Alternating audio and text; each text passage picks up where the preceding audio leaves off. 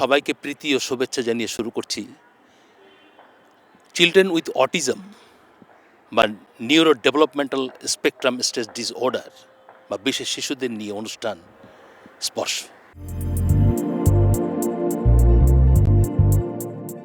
Autism নিঃসন্দেহে একটি স্পর্শকাতর বিষয়, আর এই বিষয়ে বাংলাদেশ একসময় ছিল শুধুমাত্র ভাবনা আর মাত্র কিছু ধর্মীয় বিশ্বাস এবং ঝাড়ফুঁকটের মধ্যে সীমাবদ্ধ। কিন্তু আজকের বাংলাদেশের সীমানা পেরিয়ে আধুনিক বিশ্বমানের সাথে তাল মিলিয়ে বিশ্বময় হয়ে উঠেছে। আজ তারা প্রতিটি ক্ষেত্রে, প্রতিটি প্রতিবন্ধকতায় যে ধরনের ব্যবস্থা নেওয়া প্রয়োজন, যে পদ্ধতিগুলি স্মরণ করা প্রয়োজন, সেইভাবেই সঠিক মাত্রায় এবং আধুনিক বিশ্বমানের সাথে তাল মিলিয়েই তারা সেই ব্যবস্থা প্রয়োগ করছে। বাংলাদেশের মানুষ অনেক অনেক বেশি সম্ভাবনাময়ী। শুধুমাত্র দরকার ছিল একটু নিরলস ত্যাগী কিছু মানুষের দায়িত্বপূর্ণ সঞ্চালন। আজকের বাংলাদেশ সেখানে এসে দাঁড়িয়েছে। আসুন আমরা এই ব্যাপারে একটি প্রতিবেদন দেখে আসি। সৃষ্টি জগতে কতই না রহস্য, জগৎ সংসারে অনেক রহস্যই উন্মোচিত হয় না। মানুষের জীবনেও এই রহস্যের শেষ নেই। মানসিক দিক দিয়ে অনেকের জীবনে স্বাভাবিক বিকাশে থাকে অপূর্ণতা। বুদ্ধি, বিবেক, জ্ঞানে, মেধায় মানুষে আলাদা আলাদা বৈশিষ্ট্য আছে বলেই বিচিত্রতার প্রকাশ। এই প্রেক্ষাপটে অটিজম একটি আলোচিত প্রসঙ্গ। আমরা সবাই জানি বর্তমান সরকার একটি প্রতিবন্ধী বান্ধব সরকার।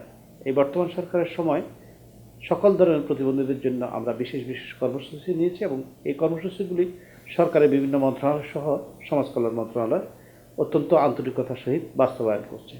বিশেষ করে সমাজ কল্যাণ মন্ত্রণালয়ের অধীনে জাতীয় প্রতিবন্ধী উন্নয়ন ফাউন্ডেশন সুনির্দিষ্ট পরিকল্পনার ভিত্তিতে এবং কর্মসূচির ভিত্তিতে প্রতিবন্ধীদের বিভিন্ন ধরনের সেবার কার্যক্রম চালিয়ে যাচ্ছে। আপনারা জানেন যে অটিজম এবং এনডিডি নিয়ে আমরা ইতিমধ্যেই একটি কর্মপরিকল্পনা তৈরি করেছি, যেখানে মাননীয় প্রধানমন্ত্রীর সুযোগ্য কন্যা আন্তর্জাতিক খ্যাতিসম্পন্ন মনোবিজ্ঞানী সাইমা ওয়াজেদ হোসেন উনি নিজে প্রত্যক্ষভাবে এই বিষয়টি তত্ত্বাবধান করছেন।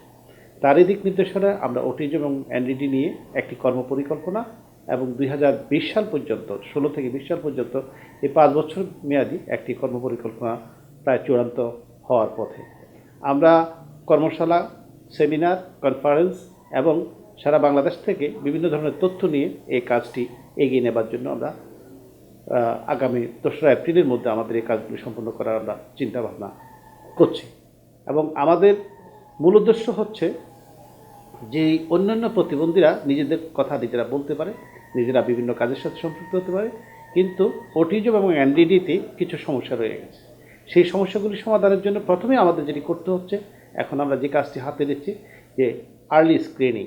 এদেরকে আমরা আগে চিহ্নিত করতে হবে, এদেরকে আমাদের অ্যাসেসমেন্ট করতে হবে, এদেরকে ডায়াগনোসিস করতে হবে, এদেরকে আমরা আর্লি ইন্টারভেনশন দিতে হবে। এবং এর মধ্য দিয়ে আমরা যেই ধরনের অটিজম এবং এনডিডি যারা আছে তাদেরকে আমরা যখন সার্বিকভাবে সারা বাংলাদেশ থেকে চিহ্নিত করে ন্যাশনাল ডাটাবেজের সাথে অথবা ন্যাশনাল সেন্ট্রাল ডাটাবেজের সাথে আমরা আর্কাইভিং করে আমরা যখন এদের জন্য বিভিন্ন কর্মপরিকল্পনা, যেমন তাদের শিক্ষা, তাদের পুনর্বাসন, তাদের কর্মসংস্থান, তাদের যে সমস্যাগুলি আছে, স্বাস্থ্যসেবা, সব কিছু মিলিয়ে আমাদের এই কাজগুলি করতে হবে। অটিজম মানুষের মস্তিষ্কের বিকাশগত একটি সমস্যা। এটি কোনো মানসিক রোগ নয়। শিশু জন্মের 1.5 থেকে 3 বছরের মধ্যে এই সমস্যা প্রকাশ পায়। অটিজম একটি নিউরো ডেভেলপমেন্টাল ডিসেবিলিটি, যেটাকে আমরা বলি স্নায়ু বিকাশজনিত সমস্যা।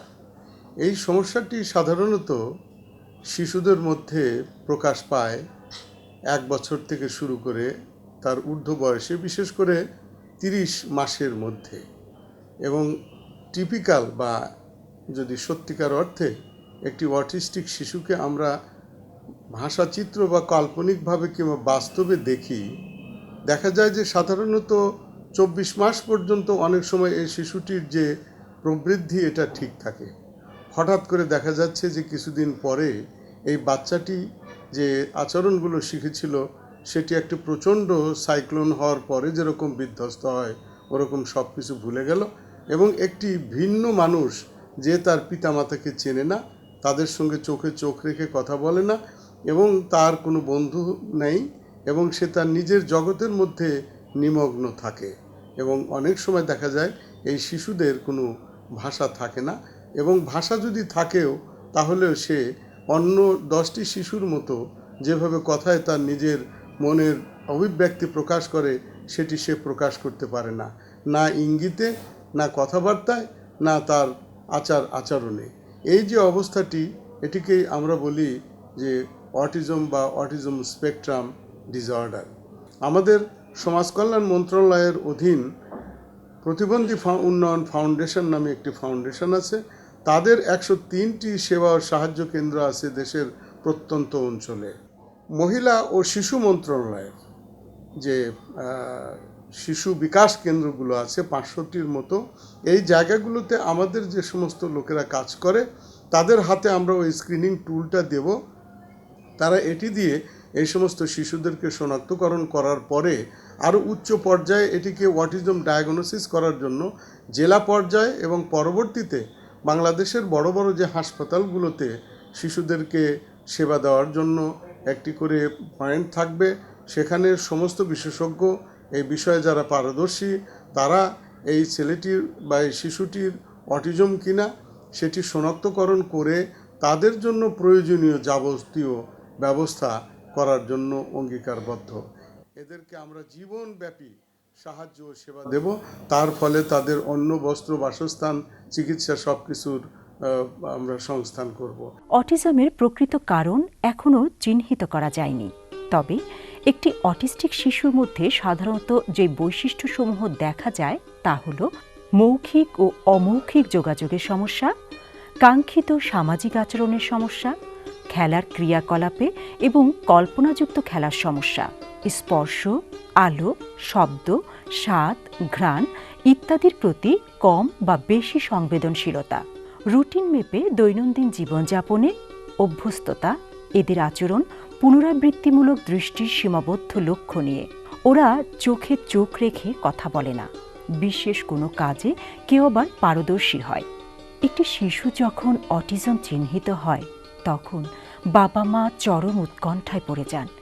আমার এই বাচ্চাটা অটিস্টিক, কথা বলতে পারে না, তার ব্যালেন্স থাকতে পারে না শরীরে। যখন হয়েছিল তখন তো ভাবছি যে ভালোই, কিন্তু যখন বড় হইলো দেখলাম যে না, কথা বলতে পারবে না সে।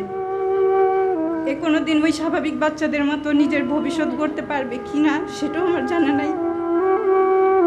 আসলে আমরা যেখানেই যাই সেখানেই তো এরকম বাচ্চা নিয়ে কত সমস্যায় পড়তে হয়। এমন একটা সমস্যা যে কে এদের জন্য পরে থাকবে, কেউই তো নয়। তাই আমরা চাই যে যদি একটু প্রধানমন্ত্রী আমাদের এই সমস্ত বাচ্চাদের জন্য কিছু একটু করত, তাইলে আমরা তার কাছে কৃতজ্ঞ থাকতাম। বাচ্চা যখন আড়াই বসে তখন বিভিন্ন জায়গায় আমি নিয়ে দৌড়াদৌড়ি করি, তখন শনাক্ত করে তখন তো চাপলিন ছিল অটিস্টিক। এদের বংশে একমাত্র এই ছেলে। অটিস্টিকের মূল সমস্যা হল সামাজিক দক্ষতার বিষয়গুলোতে তারা অনেক পিছিয়ে থাকে। এজন্য স্কুলে এ ধরনের বাচ্চাদের পড়ালেখার পাশাপাশি বিভিন্ন প্রশিক্ষণের মাধ্যমে সামাজিক দক্ষতা বৃদ্ধিতে সাহায্য করে। একটি উপযুক্ত স্কুল অটিস্টিক শিশুর পূর্ণ বিকাশে অত্যন্ত গুরুত্বপূর্ণ ভূমিকা রাখতে পারে। এখানে সেবার যে মান খুবই ভালো। এখানে অকুপেশনাল থেরাপি দেওয়া হচ্ছে, স্পিচ থেরাপি দেওয়া হচ্ছে, সাথে গার্ডিয়ানদের যারা বাবা মা তাদেরকে কাউন্সেলিং করা হচ্ছে এবং বাচ্চাকেও সাথে রাখা হচ্ছে। তো যে সমস্ত গার্ডিয়ানরা অনেক হতাশাগ্রস্ত হয়ে পড়েন এই বাচ্চাদের নিয়ে, তারা কাউন্সেলিংয়ের মাধ্যমে অনেক উপকৃত হয়ে থাকেন। তাদের হতাশা অনেকটা কেটে যায়, নতুন করে স্পৃহা পায় এই বাচ্চাদের সাথে কাজ করার জন্য। অটিজম এক বিশেষ ধরনের মানসিক প্রতিবন্ধকতা, যার শুরু শৈশবে, অর্থাৎ 2 বছরের মধ্যেই তার লক্ষণ পরিলক্ষিত হয়। 3 বছরের মধ্যে তার রোগ নিরূপণ সঠিকভাবে করা উচিত। এটা কোনো জড়বুদ্ধিসম্পন্ন ব্যাধি নয়। অন্যান্য প্রতিবন্ধকতার থেকে তার বিশেষ একটা পার্থক্য রয়েছে। অটিজম শিশুরা সাধারণত নিম্নমানের বুদ্ধিসম্পন্ন হয় না, তবে তাদের শ্রবণ, দর্শন বা অন্যান্য স্পর্শকাতর ইন্দ্রিয়গুলো অন্য ধরনের প্রতিবন্ধক রোগীদের চেয়ে বা শিশুদের চেয়ে সম্পূর্ণভাবে পৃথক। তারা ডাক ডাকে সাড়া দেয় না, তাদের যে বৈশিষ্ট্যগুলা সেই বৈশিষ্ট্যগুলা নিরূপণ করা সম্ভব হয় যদি তাদেরকে ঘনিষ্ঠভাবে অটিজম সম্পর্কে জ্ঞানসম্পন্ন শিক্ষকরা শৈশব থেকে তাদের সেবা দান করেন বা শিক্ষা দান করেন। তাহলে আমরা দেখতে পাব যে এই শিশুগুলার যেদিকে মানসিক উৎকর্ষতা লাভের সুযোগ আছে ঠিক সেই দিকে আমরা তখন তাদেরকে ধাবমান করতে পারব। এমনও দেখা গেছে পৃথিবীতে অনেক অটিস্টিক শিশু অনেক বড় মিউজিশিয়ান হয়েছে, অনেক অটিস্টিক শিশু অনেক বড় মাপের একজন চিত্রশিল্পী হয়েছে, অনেক অটিস্টিক শিশু তারা যান্ত্রিক কৌশল বা যন্ত্রকৌশলের উপরে তাদের দক্ষতা বা পারদর্শিতা অনেকভাবে অক্ষুণ্ণ রেখেছে। এমনকি আইটি সেক্টরে অটিজম শিশুদের পারদর্শিতা ঈর্ষণীয়। এক সমীক্ষায় দেখা যায় গড়ে প্রতি হাজারে 1.55 জন অটিজমে আক্রান্ত। বর্তমান সরকার ইতিমধ্যে দেশব্যাপী শনাক্তকরণ জরিপ সমাপ্ত করেছে, যা থেকে অটিজম আক্রান্তের সংখ্যা সহ সকল ধরনের প্রতিবন্ধী সুনির্দিষ্ট তথ্য জানা সম্ভব হবে। মাননীয় প্রধানমন্ত্রীর সুযোগ্য কন্যা সাইমা হোসেন ওয়াজেদ পুতুল আমাদেরকে অটিজম বিষয়ে দিক নির্দেশনা দিয়েছেন এবং অটিজম কি সেটা আমরা শিখেছি এবং আমরা আমাদের নিউরো ডেভেলপমেন্ট আইন তৈরি করেছি এবং উনি এই অটিজম স্টিয়ারিং কমিটির একজন প্রধান ব্যক্তিত্ব, চেয়ারপারসন। উনি আমাদেরকে এ ব্যাপারে বিভিন্ন দিক নির্দেশনা দেন। এছাড়াও আমাদের জাতীয় প্রতিবন্ধী উন্নয়ন ফাউন্ডেশনে 103টি সারা দেশে 103টি সেবা ও সাহায্য কেন্দ্র আছে।